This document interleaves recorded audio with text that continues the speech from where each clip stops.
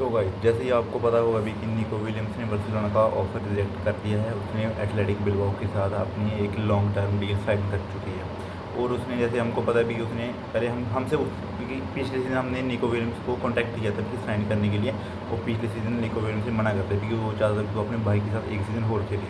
तो उसने खेला। इस सीज़न बार्सिलोना ने अब उसको अप्रोच नहीं किया। इस सीज़न निको विलियम्स ने खुद बार्सिलोना को पास आकर कहा कि मुझे साइन कर लो, क्योंकि उसने अपनी सही पर्सनल वो कर दी थी पूरी भी कि आप बस मेरी रिलीज़ क्लोज प्ले कर दो, मैं आपके पास साइन हो जाऊँगा।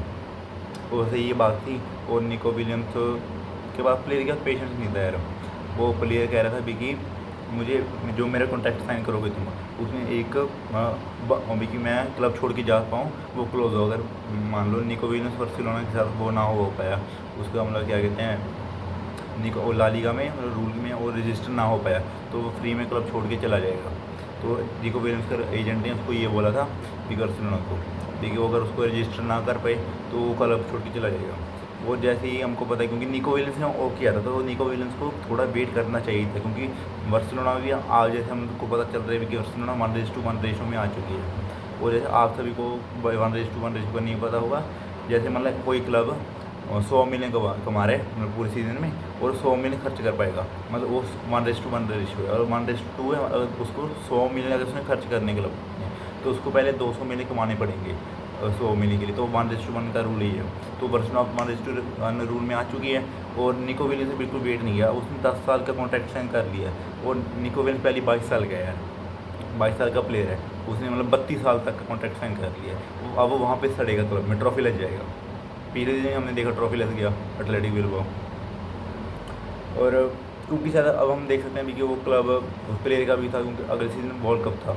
क्योंकि निको विलियम्स का ये नहीं था भी कि उसको प्लेइंग में डालेंगे, पर लेपोर्ता ने उसको अपना पूरा दिखाया था भी कि उसको रफीनिया को अटैकिंग मिडफील्डर खिलाएंगे और डैनी ओल्मो को स्ट्राइकर, और लेवेंडोस्की का टाइम कम करेंगे भी क्योंकि उसकी एज बहुत ज़्यादा हो रही है।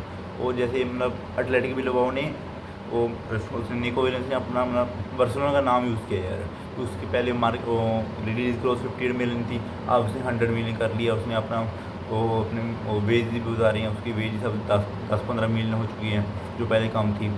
उसने नाम यूज़ किया बार्सिलोना का।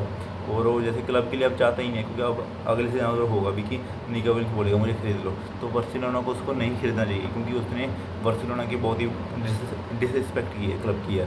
क्योंकि अगर कोई भी आगे का कह देगा, पहले हमने टर्न भी की, उसने मान लिया भी कि मैं ज्वाइन करूँगा, और उसने बाद में कह दिया भी कि मैं ज्वाइन नहीं कर रहा क्लब, मैं नहीं करूँगा, तो ये बात थोड़ी होती है यार।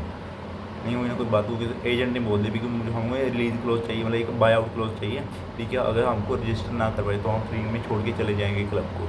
तो ऐसे धमकी देना हो गया ना, भी क्लब को धमकी देने अगर मैं छोड़ के चले जाऊँगा और मेरे को रजिस्टर ना कर पाए। अगर ऐसे तो डैनी ओल्मो भी कह देता भी कि मुझे भी एक आउट क्लोज चाहिए अगर मेरे को रजिस्टर ना कर पाए। डैनी ओल्मो भी तो रहा इस सीज़न जॉन गार्सिया ने बार्सिलोना के लिए साइन किया है, जो कि डायरेक्ट राइवल है वो बार्सिलोना का, क्योंकि एक ही डर्बी वो होती है जो एक ही सिटी में दो क्लब होते हैं, बार्सिलोना और एस्पेनियोल एक डर्बी होती हैं, और राइवल्स हैं बहुत पक्के बहुत लंबे टाइम से, क्योंकि एक ही सिटी में है। और उसने राइवल से ज्वाइन किया, उसको इस चीज़ की कोई गारंटी नहीं थी कोई रजिस्टर होगा, पर उसने क्लब पे ट्रस्ट किया।